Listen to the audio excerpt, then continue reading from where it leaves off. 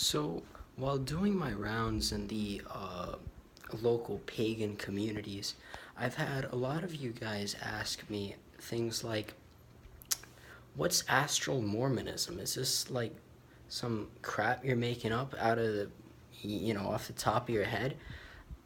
And, my response is, why would I be doing that kind of stuff, man? Uh, now, Mormonism is basically the belief that after the events of the Bible, uh, Jesus resurrected for another time and sailed to the Americas, where he linked up with the Mayas and basically, talked to them for a bit. Did ayahuasca with a bunch of Navajo in the desert, and found a spirit animal, and uh, then there's astral Mormonism. The key difference between Mormonism and astral Mormonism is whether or not Jesus actually did ayahuasca with the Navajo Indians in the middle of the desert. And this is particularly important because the Navajo utilized ayahuasca to uh, astrally project. It was their way of achieving the deep meditative state. And they didn't necessarily call it astral projection. They called it spirit animal finding, or whatever the term for that is. If there's any Navajo Indians watching this video, if you can, just comment down below what the proper term for that was. But anyway, uh, Jesus tripped balls in the desert and found a spirit animal. We don't exactly know what his spirit animal was because Joseph Smith in the 1800s unfortunately did not write that in the Book of Mormon. But when I travel to the astral plane, I'm actually planning to visit the astral Midwest and see if I can find Jesus, still roaming around out there, because legends do say he is still out there somewhere roaming the desert.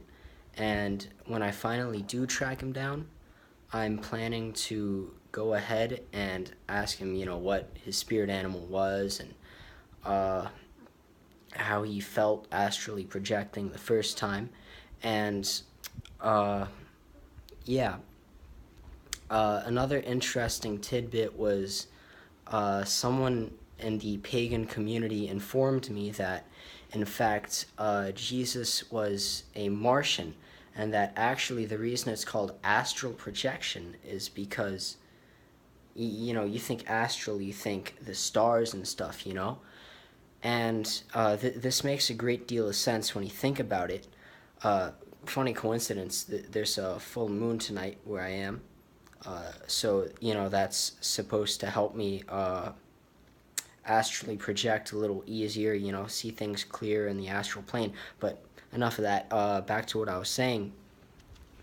You think astral, you think the stars, you think the planets, that's astral too. Astrology, astral.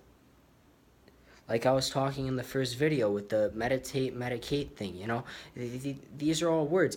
A lot of early human language was actually based off of astral terms, precisely because, well, all right, so let me rewind a bit, right? So the astral plane isn't just, it's not just physical world and astral plane. It's a lot more complicated than that. There's the physical world, right, which we are in right now.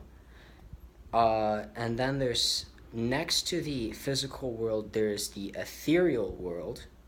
And then next to the ethereal world is the lower astral plane. And next to that is the higher astral plane.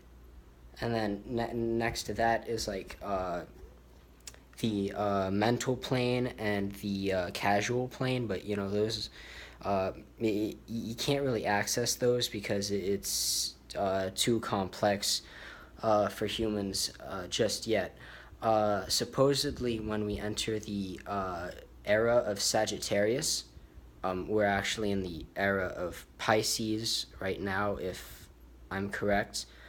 Uh, I'll have to check that, but I'll let you guys know. But I think we're in the era of Pisces, but we have to be in the era of Sagittarius in order to access anything beyond the higher astral plane. So basically, my theory, which isn't confirmed yet, is that Earth is the physical plane, and then Mars is the ethereal plane. Wait, no. Earth is the physical plane, and the moon is the ethereal plane. Because the ethereal plane is customized, it's personalized to every person. So, the moon is customized to the Earth, so therefore it would make sense that the moon would be the ethereal plane. And then the lower astral plane is Mars, actually. And that's actually where Jesus and God come from. Jesus, if you didn't already know, was a Martian. There's a lot of evidence that points to this, but basically Jesus was a Martian.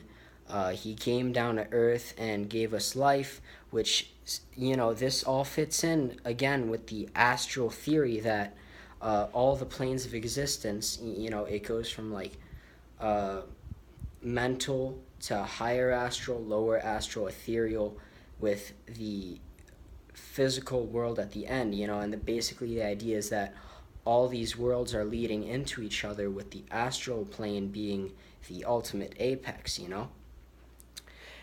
Again, this fits in with the idea of, Mars being the both the upper and lower astral planes. But I have to do more personal research into this, but this is my working theory so far. Mars is the higher and lower astral plane, the moon being the ethereal plane, and Earth, of course, the apex of it all, is the physical plane, right? So these were the interesting developments I've had so far, and that's basically it for the video today. Talking about astral Mormonism and my theory of the astral planes actually being the various planets. So tonight I'm gonna venture into the ethereal plane, as it's a lot more accessible, as seen with the full moon up here. So if anyone's visiting the ethereal plane tonight, maybe I'll see you. Signing off.